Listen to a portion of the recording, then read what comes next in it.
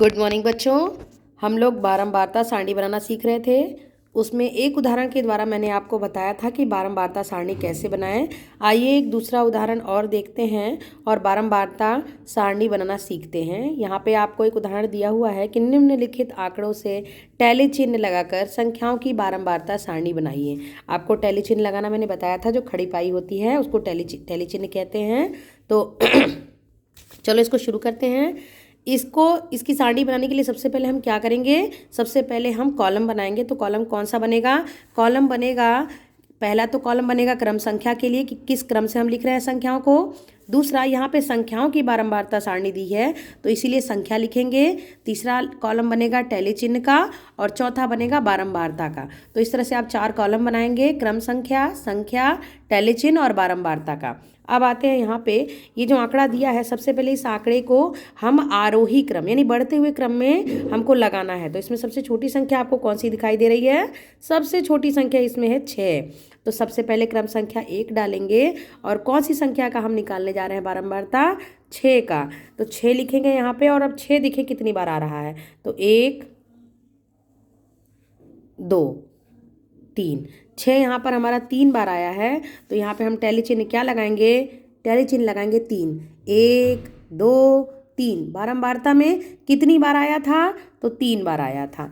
अगला देखते हैं। अगला हमारा 6 से बड़ा कौन सी संख्या होती है? तो 6 से बड़ी होती है संख्या यहाँ पे 7। तो यहाँ पे हम क्रम संख्या 2 डालेंगे और संख्या डालेंगे 7। कितनी बार आई है 7? आओ गिन लेते हैं। 1 2 बारी आई है। तो यहाँ पे टैली चिन्ह हम लगाएंगे 1 2। बारंबारता में कितनी बार आया है? तो 2 बार आया है।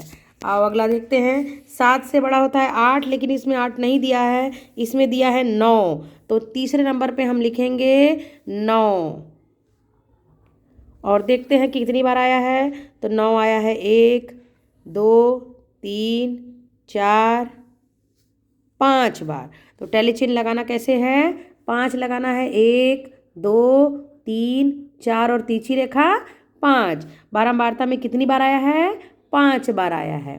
अगला 9 से बड़ा देखते हैं। इसमें 9 से बड़ा क्या दिया हुआ है? तो 9 से बड़ा इसमें दिया हुआ है 12। तो यहाँ पे लिखेंगे हम चौथे नंबर पे 12। कितनी बार आया है 12 गिन लेते हैं। आओ 1 2 3 12 आपका आया है। फिर से गिनते हैं। 12 है 1 2 3 बार आपका 12 आया है। तो 12 को हम 3 बार लिखेंगे। कैसे? 1 2 3। कितनी बार आया है? 3 बार आया है। हमारी अगली संख्या 12 से बड़ा होता है 14। तो 14 लिखेंगे यहाँ पे। 14 कितनी बार आया है? 1 2 3 4 बार आया है। तो लिखेंगे 1 2 3 4। बारंबारता में क्या लिखेंगे? 4। 14 से बड़ा होता है हमारा 15 देखते हैं। 15 है? हाँ है 15। कितनी बार है? 1 2 3 बार है हमारा। तो हम लिखेंगे यहाँ पर 15 कितनी बार है? 1 2 3। यहाँ पर क्या लिखेंगे बारंबारता में? 3। अब नीचे एक योग का कॉलम बना है, यानी बारंबारता को जब हम जोड़ेंगे तो यहाँ पे कितना आना चाहिए। तो जोड़ते हैं, चलिए। 3 2 5 5 5 10 10 3 13 14 15 16 17 18 19 20। ये टोटल हमारा क्या आया है? टोटल हमारा 20 आया है। यानी कि जो बारंबारता है वो 20 है। ये संख्याओं की बारंबारता कितनी है? 20 है। तो इस उदाहरण से आप समझ गए होंगे कि बारंबारता सारणी हमको कैसे बनानी है, टैली चिन्ह लगा करके। तो आप अभ्यास 4B का पहला और दूसरा अभ्यास घर पर करेंगे और करने के बाद से उसकी फ़ोटो खींच के मुझे भेजेंगे। मिलते हैं अगले वीडियो में। तब तक बाय बाय।